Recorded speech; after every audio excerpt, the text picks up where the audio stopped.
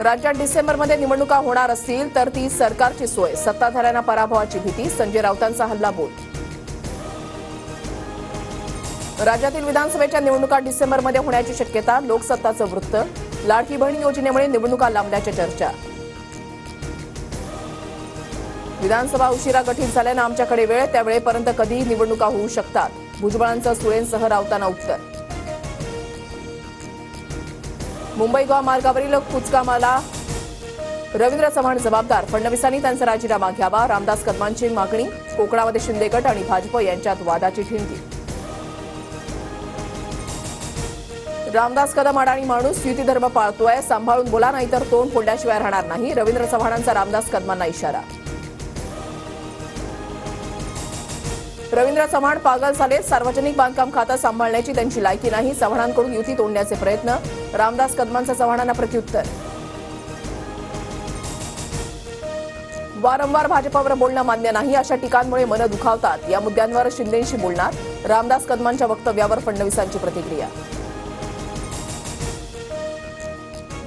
Rashtrawadi विश्वासघातकी party, त्यांचं हिंदुत्वही विश्वासघातकी, शिंदे गटाचे आमदार महेंद्र थोरवेंची राष्ट्रवादीवर खोचक टीका. थोरवेंच्या टीकेनं महायुतीमध्ये नव्या वादाला तोड. मी शिंदे फडणवीसांशी बोलतो, इतर लोकांच्या वक्तव्याकडे लक्ष देत नाही, थोरवेंच्या प्रश्नावर अजितदादांची प्रतिक्रिया.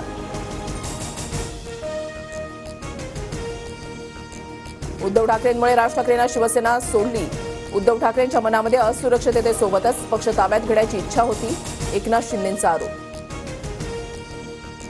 एकनाथ शिंदे ढोंगी लोकांच्या नादाला लागून खोटं बोलत आहेत, 25 वर्षांपूर्वी मातोश्रीचे दरवाजेही शिंदेंसाठी खुले नव्हते, संजय राऊतांचं प्रत्युत्तर. मी नाशकात कुणीही राखी बांधून घ्यायला आलं तर स्वागत करेन, सुप्रिया सुळेंचं विधान. तर मुंबईमध्ये जितक्या बहिणी असतील त्यांच्याकडून राखी बांधून घेणार, दादांची प्रतिक्रिया. अजित पवारांची जनसन्मान यात्रा आज नवाब मलिकांच्या मतदारसंघात, चेंबूरच्या देवनार आगाराजवळ यात्रेमध्ये सहभागी होण्याचं मलिकांचं आवाहन. भाजप नेत्यांच्या भूमिकेकडे लक्ष. राजकीय जीवनामध्ये प्रत्येकाला निर्णय घेण्याचा अधिकार, त्यांना अनुकूल वातावरण असेल तिथे लढतील, अजितदादांच्या बारामतीच्या उमेदवारीवर पवारांची प्रतिक्रिया. अजित पवारांच्या जनसन्मान यात्रेमध्ये काँग्रेस आमदार झिशान सिद्दीकींचा सहभाग, जनसन्मान यात्रेसाठी सिद्दीकींकडून रॅलीचं आयोजन. विदर्भात शिंदे गट 12 जागांसाठी आग्रही, पूर्व नागपूर आणि मध्य नागपूरसाठी शिंदे गट दबाव टाकण्याची शक्यता, निरीक्षक अहवाल एकनाथ शिंदेंकडे सोपवणार.